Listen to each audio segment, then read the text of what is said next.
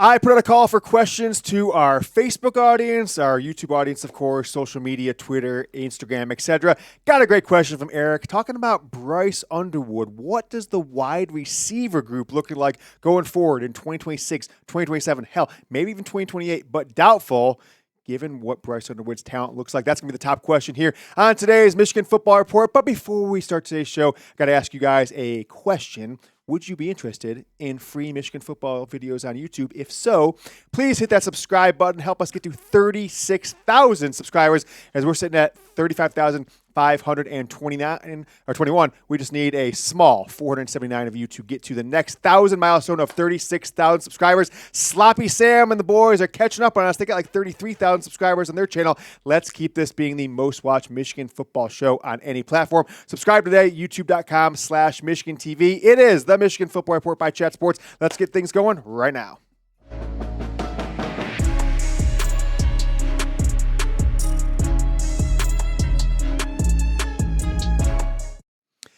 The question here from Eric is, I think, the $1 trillion question, the $1 billion question. And you say $1 trillion, I mean, look, Larry Ellison, he might be the world's first trillionaire if Oracle has a couple another good 4, 5, 6 years, given that he is now the richest man living at $400 billion net worth. We got to put that money to work getting Bryce Underwood some wide receivers and, frankly, maybe even some offensive linemen. So I think there is absolutely going to be a focus. I know Dave Portnoy's mentioned he's kind of been silly about it out there on social media. Wide receiver talent, offensive line talent. If you are Michigan, you are got to optimize for 2026 and 2027 to be back-to-back national championships, right? I'm not saying you're going to win those. I'm not saying it's a guarantee they're even going to make the playoffs or beat Ohio State to win the Big Ten, but you have got to approach it as this is a quarterback like the likes of which we have never even seen at Michigan, the number one player overall. If you are not surrounding him with absolutely absurd offensive talent, it's not going to come from freshmen next year. Maybe you get a once-in-a-generation talent at wide receiver, maybe, but unlikely. You're going to have to optimize through the transfer portal to get a big-time wide receiver. Now, I've got a few to mention here. All right, how about the guy, what's his name, Ryan Wingo at Texas, right? 5-star last year, about 400 yards last year. Not getting utilized enough this year right there. How about throwing some money out to Ryan Wingo at Texas to come play with Bryce Underwood for his junior year, for maybe his senior year in 2027? How about Ryan Williams, right? Blew up as a true freshman for 5, 6, 7 games. He turned 18 years old. Hasn't been going as great for him down there at Alabama. Maybe his buddy Justice Haynes will tell him how things work coming up in Michigan. Brett, we got producer Brett back with us. I see a Kansas State wide receiver up there in the, where was it? I saw a Kansas State guy who had a little bit of yards. Jace Brown? Is he a underclassman? Is he an underclassman? Jace, you want to come to Michigan? We got the cash for you. We got the Oracle money. How about... He's good. Yeah, there you go. How about another one? Chase Hendricks, right? Ohio University, 20 catches, 300 yards, 2 touchdowns. You got E.J. Mason, had 240 yards in a game a couple weeks ago, 2 touchdowns at Charlotte, who was his head coach last year. Biff Poggi, a lot of things out there. Michigan needs to bring in 2 big-time wide receivers and 2 offensive linemen going into the 2026 and 2027 season. That is the word on that. Let me ask you guys a question. How many passing yards will Bryce Underwood have tomorrow against Nebraska? I'm putting the number at 190. I didn't check the betting odds. This is kind of where I'm like, all right, if he has more than 190, you probably feel good, unless it's like junk yards at the end. If it's under 190, I don't know. Maybe it's like they had a great running attack, but let me know what you guys think. Just give me an over or an under down in the comments. I'm going to make this a pinned comment on today's video, so be right below the video. Just reply to that, over or under 190 passing yards for Bryce Underwood tomorrow. We got the Vanderbunt boys. It's kind of like the Van Buren boys, the Vanderbunt boys. You got Dan, you got his brother. They're big on the social media streets. Now they've seen Underwood unleashed. Do you think people are underestimating what Michigan's ceiling is this season? I don't think that's the case, honestly, Dan, because I think Michigan's still ranked 21st, right? They're still a top 25 team, and it's going to come down to this weekend. If they beat Nebraska and Bryce Underwood does things like he did against Central Michigan and against New Mexico, Michigan's going to be back up into the top 15, and they're going to have a full path ahead of them to go beat USC in a few weeks, to go home and beat Wisconsin, to beat Michigan State there in October, to go into November with one loss with a chance to beat Ohio State again, make the college football playoff either way. If they lose Nebraska, then that's just a moot point. You're a 2-2 team. You're an unranked team with a freshman quarterback that likely looked bad in his second start on the road in a big-time college football venue. So it's all going to come down to Saturday. If Bryce Underwood is unleashed again and looks good, great path forward for Michigan. Everyone's going to be hyping him up. If he goes 9 of 24 for 160 yards and an interception, people are like, he's a true freshman. He's not all he's hyped up to be. So Underwood unleashed will be boom or boom, depending on the outcome of this week's game. We've got David Barnwell from our Facebook page. That is always facebook.com/HarbaughGoBlue. The overlords of Facebook still will not let us change that URL. I'm trying to get Sherrone Moore, Go Blue, whatever. They will not let us do it. But David has been there. Do you think if Michigan runs the table but loses to Ohio State, which I don't think will happen, cannot happen, that 10-2 with a weak schedule is good enough to be a playoff team? Yeah, I think absolutely. I think that's just kind of par for the course right now. Unless you're a Miami team that loses the season finale to Syracuse and doesn't make the championship game for the ACC last year. Other than that, all the 2-loss teams in Power 4 conferences made the college football playoff, and I don't think that's changing. I think either this year or next year, at some point, we're going to see a 3-loss team jump up in there and make the college football playoffs. So I think 2 is you're in guaranteed if you're a team like Michigan. As always in the show, we are a beat Ohio State again, potentially, possibly, likely the greatest political slogan in college football history. Comment BOSA if you've been on the beat Ohio State again train since January of 2020, coming off that loss to Alabama in whatever it was, the Citrus Bowl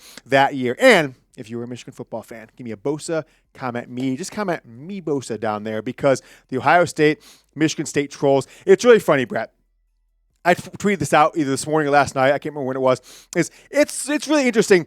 The last couple years, and this year in particular, all these fan bases, Michigan State, Nebraska, Notre Dame, we're joining forces this week to be Nebraska fans, right? They're all Nebraska fans. It's very cute, right, that you got to band together to be anti-Michigan. Lame. So, yeah, it is lame. So if you were a Michigan fan, comment me. If I don't see you, comment me. If you comment anything else but me, banning you from the channel. All right, let's go over some questions from the YouTube channel from X Simplex. As a huge Michigan fan, I'm scared that Michigan goes 9-3 or worse. Bryce would want to leave. Do you think that scenario is likely? I do not.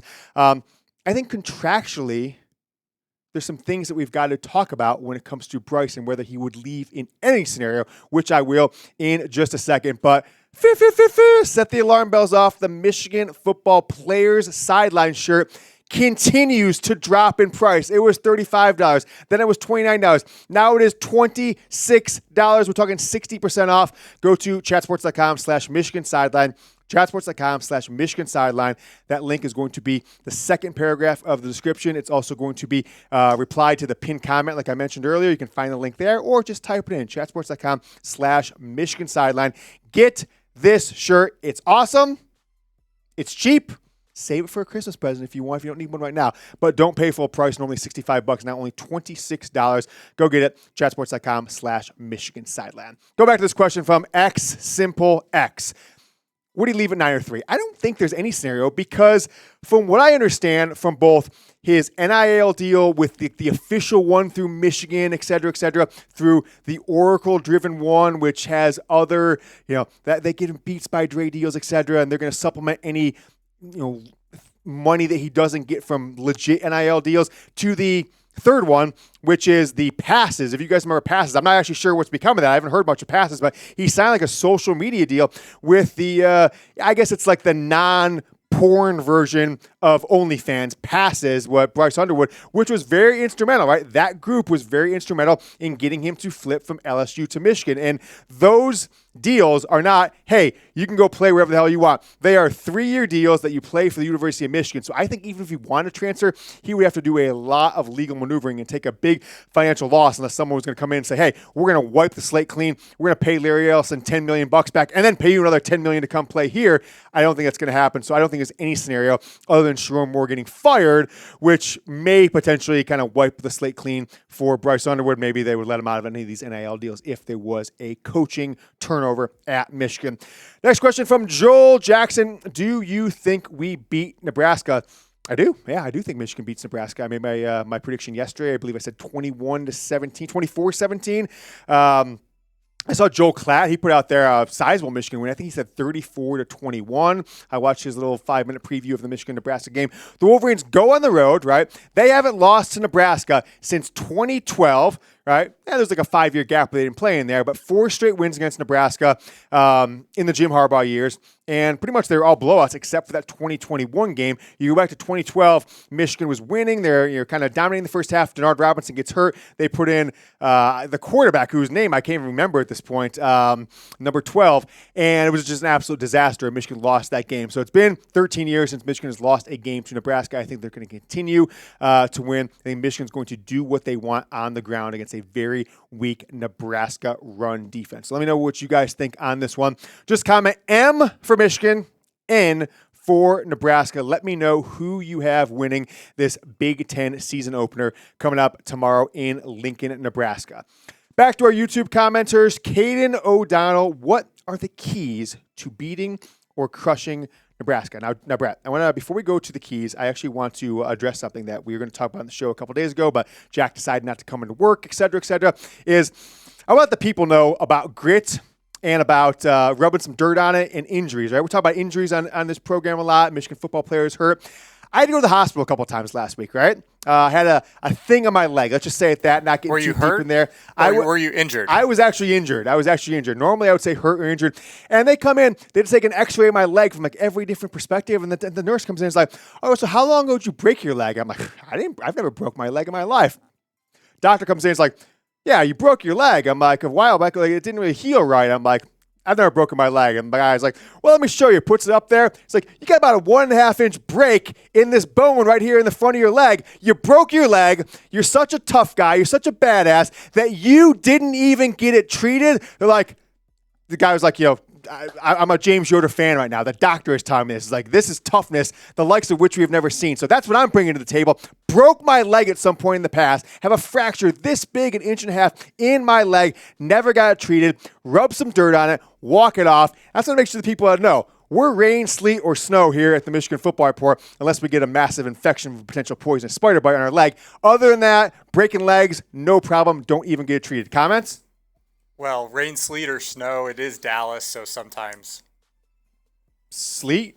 Ice? Yeah, for sure. Yeah, we can't come in if it's icy out there. But let's go to the question of beating or crushing Nebraska. Michigan must limit the Cornhuskers running game. And that might go counter to what you think, but I think Dylan Raiola is going to get his, right? I think Michigan's going to play the Ohio State kind of defense of bend but don't break, right? That's not a guy that's going to, like John Mateer, beat you with his legs from time to time and really take you out of your game plan. Is bend but don't break. Between the 20s, let him dink and dunk, never get beat long, and then clamp down inside the 20s. We've seen this work against Ohio State for 4 straight years. I think Nebraska's kind of got a similar offensive mindset where the quarterback can throw the ball over the field, but is not going to, drop and run like we saw Bryce Underwood next week. So if they are getting success in the running game, that's a bad thing for Michigan because then Raiola's got all kinds of wiggle room to throw it out there as in the passing game. I think Michigan needs to have 2 players run for 75-plus yards. That's either a combination of Justice Haynes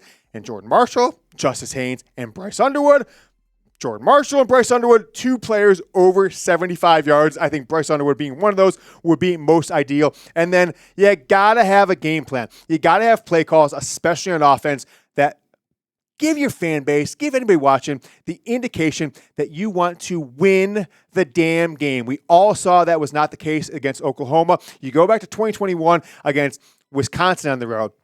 Then obviously later on in the year against Ohio State where you're up to score late, and instead of trying to sit the ball and punt it back to them, you're trying to score. You're trying to win the game. We saw the Tennessee game this past week. They got the ball. All they needed was a first down to basically win the game. They played scared. They played to run the clock out and not get the first down. Gave the ball back to Georgia. They converted a 4th down and then ultimately win in overtime. If Michigan plays scared, if they play like they've got a freshman quarterback that they try to protect, they will lose this game. If not, I think they will win this game. Thank you so much to Caden for the question. We are all across social media here at the Michigan Football Report. So if you have yet to do so, I'll put these links all down in the comments and descriptions. Follow me on Twitter. It's at James Yoder. And this channel is on Instagram and TikTok at Michigan Football Report. Plus, our lovely Facebook page, facebook.com/Harbaugh Go Blue. Zuckerberg won't change it. They're trying to censor us, but nevertheless, that is the link still. Although we fully recognize that Jim Harbaugh is no longer with this program. Help us get to 36,000 subscribers. By the way, we need only 479 more of you to reach the next milestone. YouTube.com/Michigan TV. Enjoy the game. We'll have a post-game show for you. Michigan Nebraska on Saturday. Till then, go Blue.